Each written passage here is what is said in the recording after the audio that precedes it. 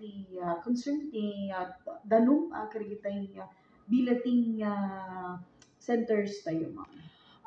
Regarding naman dun sa actually before pa tayo nagkaroon ng technical conference with the regional directors, in-address naman na ni Gov yung mga utilities natin like yung electricity at saka yung mga yung mga tubig.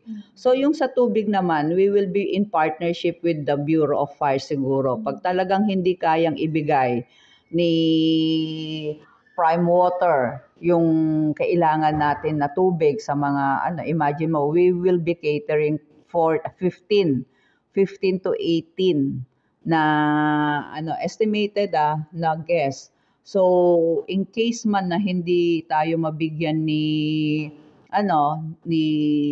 Prime Water nung kailangan nating supply, the BFP will be there to supply yung additional water sa mga billeting centers. So, meron naman prepare ang ating provincial engineering office na mga drums sa mga schools.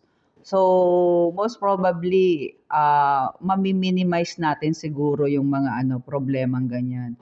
So, as long na naman, I think yung INEC at saka si Prime Water, alam naman nila na darating ang palarong pambansa and panahon ng summer. So lahat talaga ng paghahanda para doon sa na yon ginagawa naman ng mga concerned agencies.